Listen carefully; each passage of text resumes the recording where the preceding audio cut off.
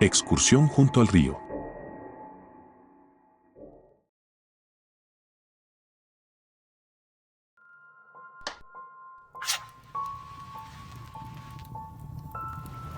Mi nombre es César y mi tío en ese entonces era dueño de una propiedad de 35 hectáreas a lo largo de un río aquí en México.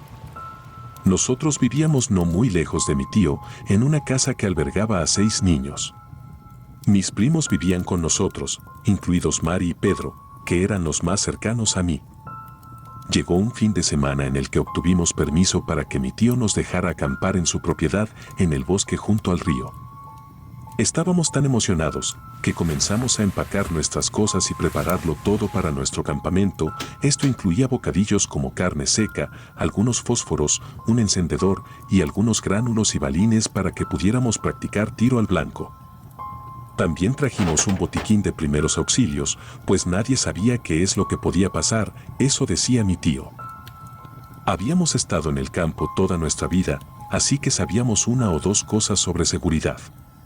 Especialmente cuando estás bastante lejos de las personas, necesitas estar listo para cualquier cosa, y pensé quizás que lo íbamos a necesitar.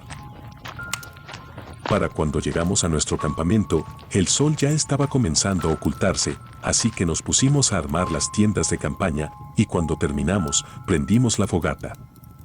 Específicamente, Pedro fue quien salió a buscar leña, y Mari fue a armar las tiendas conmigo. Las instalamos en un pequeño campo que estaba a unos pocos kilómetros al este de la casa y que estaba rodeado de esos bosques interminables. Cuando Pedro regresó con la leña, la noche estaba casi completamente sobre nosotros, así que encendimos el fuego rápidamente y comenzamos a asar algunos malvaviscos, simplemente charlando para pasar el tiempo. Pronto tuve la llamada de la naturaleza en mi puerta, es decir, me dieron ganas de ir al baño, así que le pregunté a Pedro si él había traído el balde, él me dijo que sí, y me lo pasó. Tomé el balde de madera y me dirigí hacia los árboles buscando un poco de privacidad. Encontré entonces un árbol fuerte y grueso, y comencé a hacer mis necesidades detrás de él, donde los demás no podrían verme. Cuando terminé, caminé hacia el río cercano, tiré mi desorden y luego comencé a lavar el balde, para que quien lo necesitara luego, lo usara sin problema. Fue entonces cuando las cosas se pusieron raras, empecé a escuchar el sonido de un chasquido entre las ramas de los árboles, algo se movía a toda prisa, perturbando las ramas bajas de los árboles y la maleza. Yo no podía ver nada desde donde estaba sentado, pero escuché algo parecido al sonido que hacen los niños cuando juegan a las escondidas en el bosque, así que pensé que era uno de mis primos que me había seguido hasta aquí, o tal vez eran otros niños jugando un poco. Así que decidí llamar a quien estuviera, preguntando: ¿quién está ahí afuera? Esperé varios segundos por una respuesta, pero nadie pronunció palabra alguna. El sonido que había escuchado con anterioridad ya no estaba, así que dije: no estoy jugando a las escondidas, Pedro, Mari y yo estamos aquí acampando. Todavía no hubo respuesta, pero escuché algo que me dejó helado. Quería creer que era el crujido de una ramita o maleza, pero esta vez, lo que sea que se había acercado 4 metros a mí, empezó a hacer sonidos aún más extraños. Volté con fuerza en la dirección en la que venía el sonido, tratando de encontrar algún detalle de lo que fuera que estaba ahí, pero no podía ver nada, porque todo estaba muy oscuro. Obviamente lo que estaba viviendo era muy raro, lo suficiente como para asustarme, esto sin mencionar que estaba en medio del otoño, había hojas por todo el suelo, no podías moverte sin dar a conocer tu presencia, pero de alguna manera, esta persona o cosa logró hacerlo. Empecé a sentir pánico, pero traté de mantener la calma, era eso o salir corriendo. Así que me paré lentamente con el balde en la mano y me di la vuelta en dirección al campamento. En ese momento, solo estaba rezando para que fueran algunos niños tratando de hacerme una broma, pero los niños son torpes, los habría escuchado venir. Mientras caminaba de regreso al campamento, lo hacía con energía, sin importarme si hacía demasiado ruido, solo quería estar de vuelta junto al fuego y con mis primos, porque estando solo y junto al río, no me sentía seguro. Cuando logré llegar al campamento, le conté a Mari y a Pedro sobre lo que escuché, y por supuesto, no me creyeron. Volvimos a nuestros malvaviscos e hicimos algunos otros bocadillos con chocolate. La estábamos pasando muy bien. Un par de horas más tarde, el fuego estaba disminuyendo y empezamos a cansarnos, pero realmente no queríamos ir a dormir. Cuando el fuego casi se había extinguido, las cosas empeoraron mucho. Mari ni siquiera podía mantener la cabeza hacia arriba, así que dimos por terminada la noche. Comenzamos a entrar en nuestras tiendas separadas. Yo me metí en mi saco de dormir y me puse cómodo, y escuché que los otros dos hacían lo mismo, y minutos después, el campamento estaba completamente tranquilo. El único sonido existente eran los débiles chasquidos de las brasas que quedaron aún encendidas. Con los pensamientos de lo que sucedió antes, todavía en mi mente, me resultaba difícil quedarme dormido. Me susurré a mí mismo que había sido solo un ciervo que quería acercarse a mí, pero parecía no tener ningún sentido. Mientras pensaba, me di cuenta que las brasas se habían apagado por completo, y los crujidos que estaba escuchando no provenían del fuego, sino que quien estaba produciendo ese sonido estaba dando vueltas alrededor de nuestras tiendas.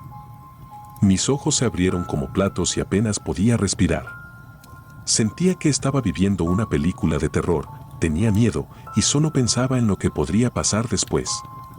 Entonces, escuché la voz de Pedro. Era un susurro que decía: ¿estás despierto? Luché por encontrar palabras para pronunciar y después de un momento, finalmente respondí: sí, ¿crees que tal vez sea Mari? Pedro me dijo que no lo sabía y que teníamos que levantarnos y comprobarlo. Comencé a desabrochar la cremallera de mi tienda, salí, y no vi nada afuera, solo el campo y los árboles cercanos. Miramos las tiendas de Mari y vimos que la cremallera también estaba abierta, así que me sentí más que aliviado. Miramos adentro y allí vimos algo que me asustó en sobremanera. Mari estaba acostada boca arriba en su saco de dormir, nos miraba con los ojos tan abiertos que parecía una muñeca poco realista.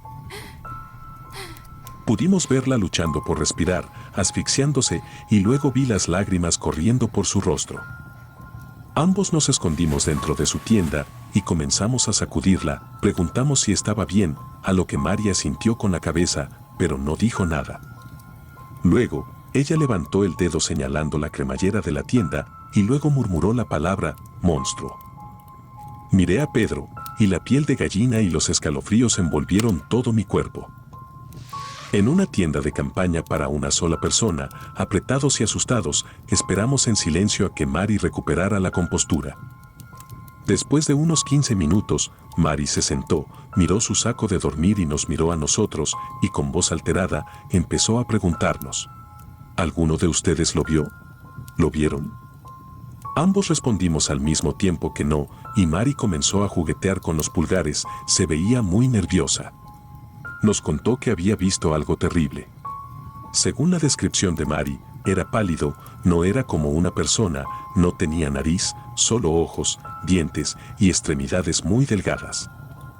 No podía apartar los ojos de Mari mientras lloraba y trataba de explicar lo que había visto. Quería mirar alrededor de la tienda en busca de sombras que pudieran acechar. Quería contarles yo mismo que estábamos solos ahora y que estábamos en un lugar seguro, pero lejos de casa y de la civilización no había nada seguro, especialmente con lo que Mari acababa de ver. «Tenemos que irnos», dijo Pedro, y ella, finalmente, miró hacia arriba y estampó sus puños en el suelo, mientras le respondía a Pedro que se callara, diciendo: «Si todavía está aquí esa cosa, tenemos que estar callados, no quiero que ese ser regrese». Al terminar de hablar, Mari empujó su cara entre sus palmas, la escuché sollozar un poco y la vi sacudir la cabeza. Después de estar sentados en esa tienda por otra media hora, decidimos irnos, era ahora o nunca. Comenzamos a empacar nuestras cosas, excepto las tiendas de campaña. Ya era hora de regresar a casa, aunque en medio de la oscuridad. Yo estaba en la parte de atrás y María estaba entre nosotros para mantenerla sana y salva. Ella estaba demasiado asustada como para mirar hacia arriba, así que mantenía su mirada fija hacia el suelo, la veía traumatizada.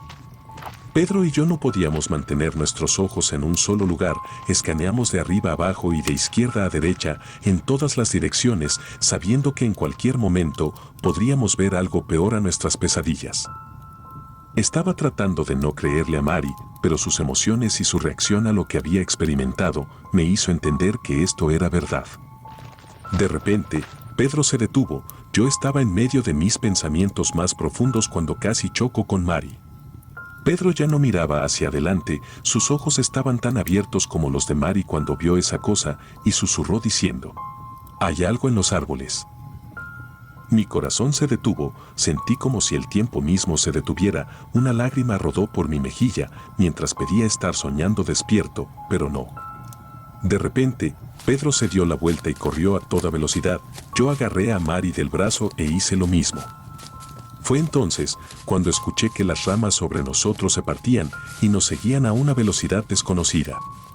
Debimos haber estado corriendo durante unos 45 minutos, nunca me había sentido tan exhausto y realmente no me importó.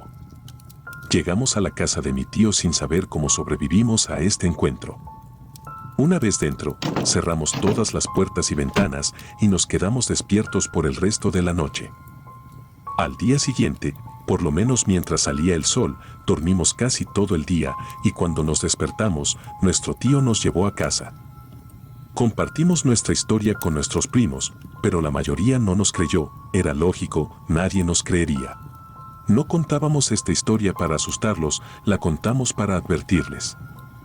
Y la cuento yo ahora para advertirte a ti, que si alguna vez te encuentras cerca del río, toma esto como una advertencia, pues algo ahí afuera te puede estar observando, y algo ahí afuera pronto podría estar persiguiéndote.